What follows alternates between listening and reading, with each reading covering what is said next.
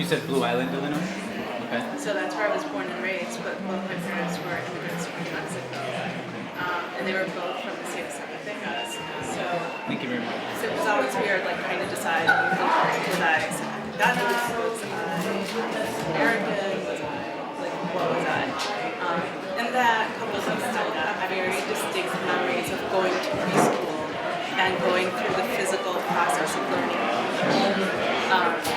But then, especially in this political climate, I am very much embracing the fact that I'm American. You know, regardless of whatever, I was born here, I absolutely respect my heritage, but I'm American. Yeah. And I absolutely, like, that's what I say now, first and foremost. And then what's funny is that people don't react to that in the way that they never just accept it. It's always like, you're American, but wow, what do you mean? How did you get here? Exactly.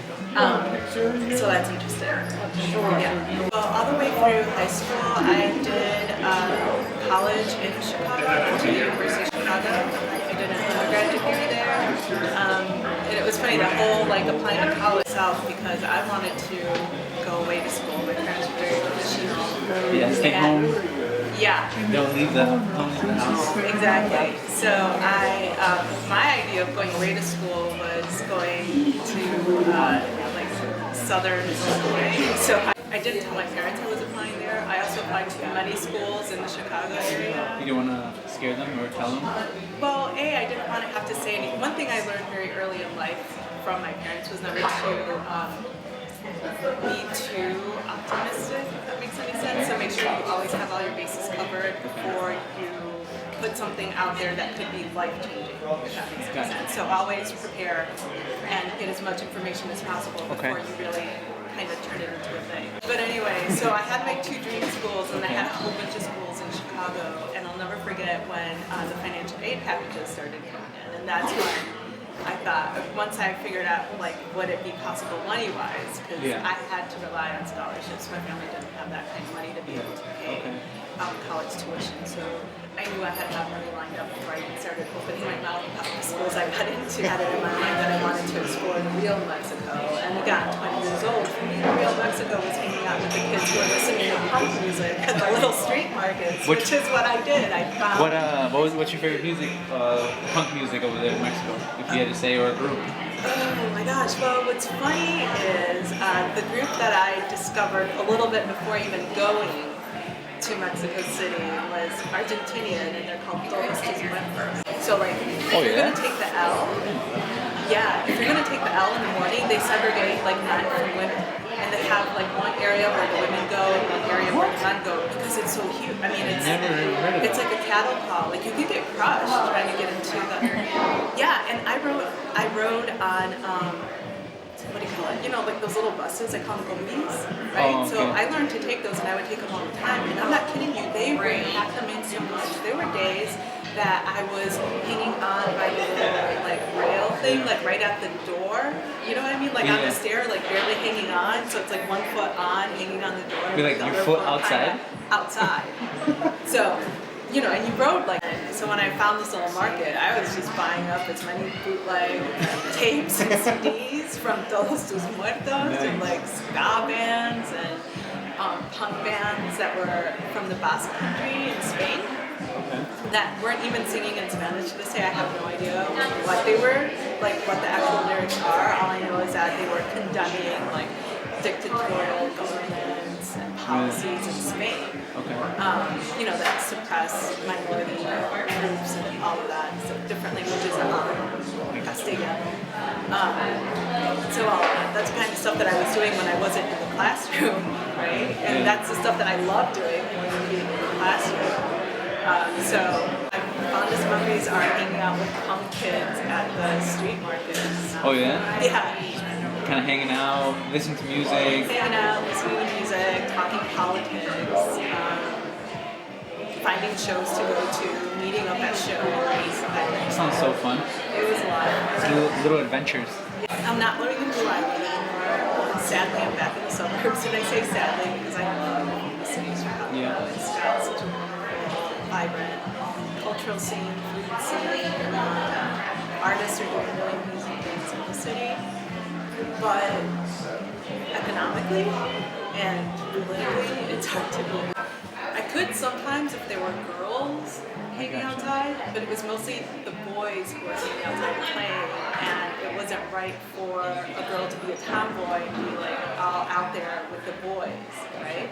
So I couldn't do that, and at a very early age, like the one thing I found out that I could do and not get yelled at for, and also this is a bigger point, not get dragged into doing all the housework. My mom and my dad always wanted the food. My mom wanted flowers, and my dad's like, we don't have all that much room, so it was always this like push pull, push pull. I And so anyway, so we grew stuff like tomatoes, we grew green beans. There was one time we tried growing corn, but the squirrels ate most of it, so we gave up on corn. The squirrels really get you. Yeah, herbs, so like cilantro, that was always a nice little benefit, mint, and then my mom also had this little patch where she had her medicinal herbs, right? So the stuff that you knew from back home would help you if there was like a stomach ache, if I whatever, right? Like all sorts of different, so there was a little patch of that. So my mom handled like most of that stuff. My dad handled food stuff, so the tomatoes and the chiles, because it wouldn't be like a proper garden without chiles. I want to say he grew jalapenos. He tried growing serranos, but they were trickier. I don't know what it was about growing serranos, but it was always trickier than the jalapenos. But I hate this, like being a garden thing. I don't want to do this ever again. So for many years, I didn't do it. So flash forward, I'm in grad school, right? I'm miserable in graduate school. And one of the things that I'll never forget was a teacher saying that if you're doing it right, like you can't stop reading, right? It's like you find the one thing and you just keep reading because you're chasing this question. You're just reading and reading and reading. And it's like you can't do enough reading, like everything else disappears. And I kept thinking, that's not what I want. I want like more of a rounded kind of life, right? I don't want to just disappear in books, right? So I was struggling with that, and then also there was that thing about not being active, right? Because if you're reading all the time, then that really cuts into being outside and being active and blah. So I was bumping up against that, and somewhere along the way I thought, I need to start growing things. And that kind of happened after a trip to Mexico to do pre-field research. While I was over there, I was doing foods and did the organic, or like even a community shared agriculture. Because if you ever look at those, like they range anywhere from like $600 to $900 depending on the company, and that's only for like a 3 to 4 month season. Right? If you want to extend it, then you're easily paying over $1,000 like a year just to get like decent quality vegetables, right? Which I appreciate, but again, I didn't have that money, so I was like, well, what can I do? And I started growing things. So I started growing tomatoes, right? Because I knew a little bit about growing tomatoes based on what I saw my dad do. I really like hot food, so I was growing spicy foods. I was growing chiles.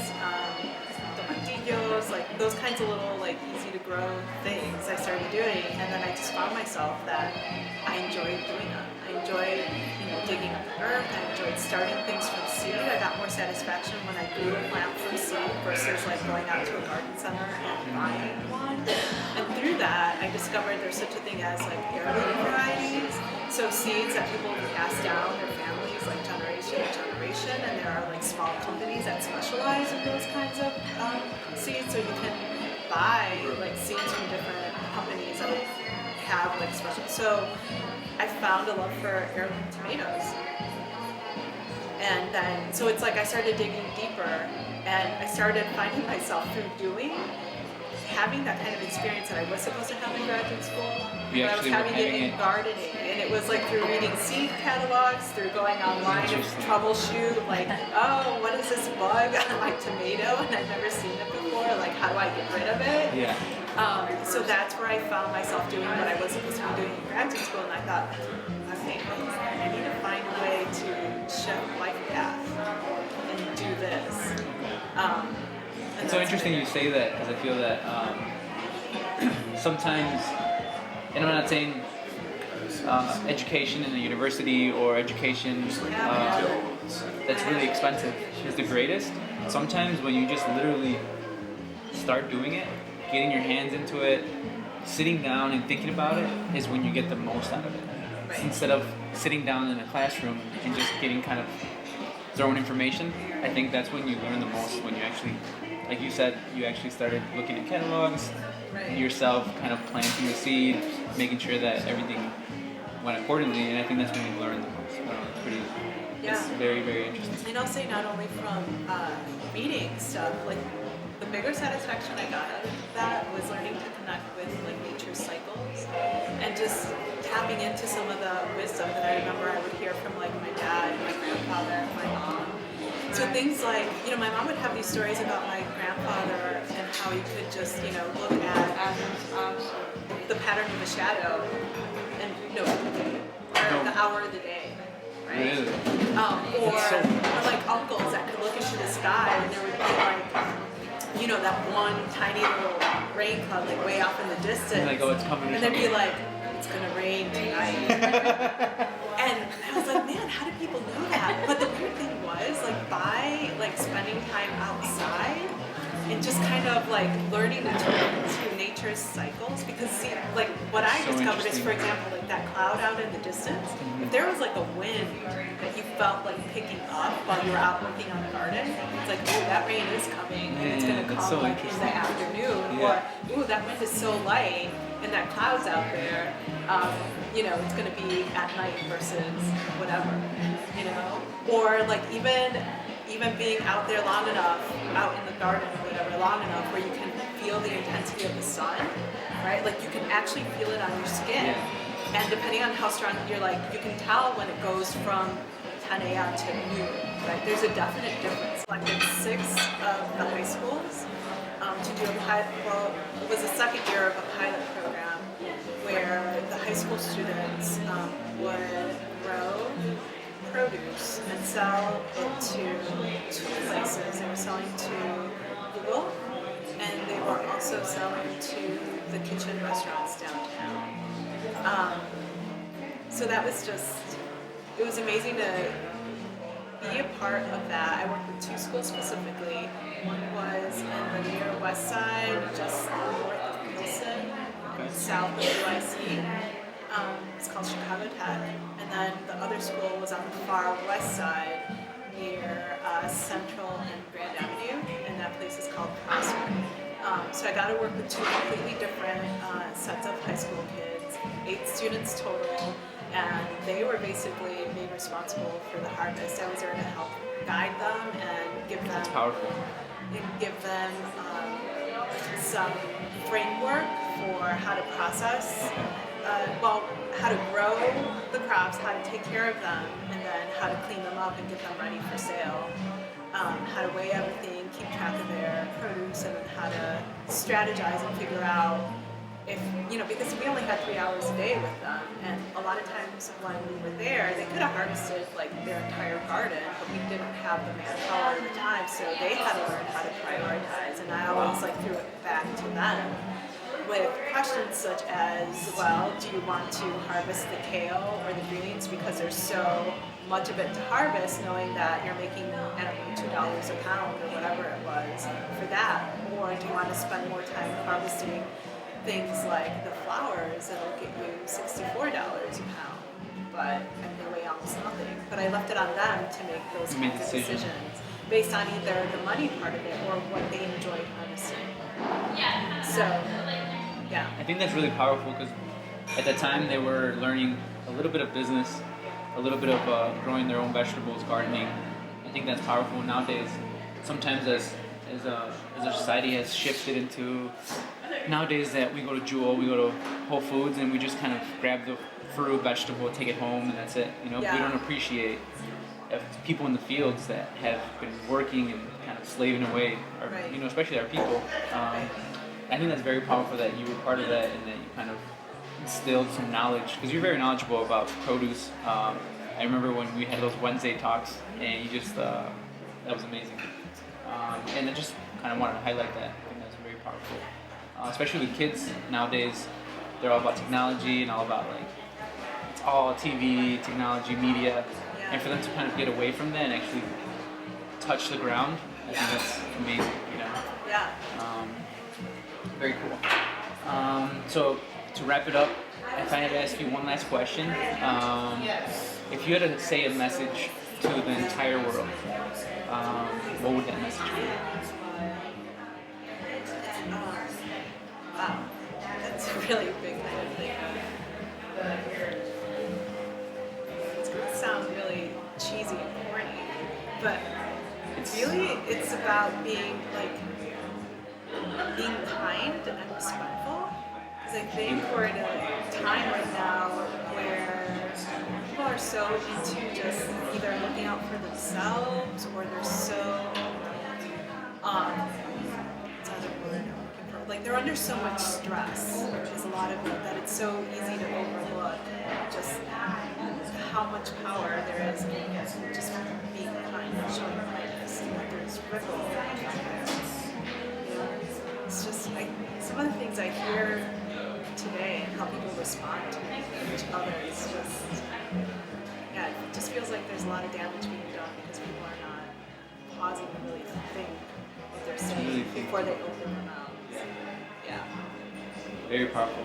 I agree. I think this was a beautiful interview. I really appreciate it that you took the time out of your day to come out here and chill here with my mom. Thank you again, and cheers. Thank you very much. Appreciate it. Thank you. Kind of showcase and appreciate, celebrate the important women that I've encountered throughout my life. And I think that, as men, sometimes we don't take the time, the energy to just sit down and listen and appreciate the women around us. And this is one of the reasons why I wanted to, invite you and just talk to you and just get to know you a little bit more.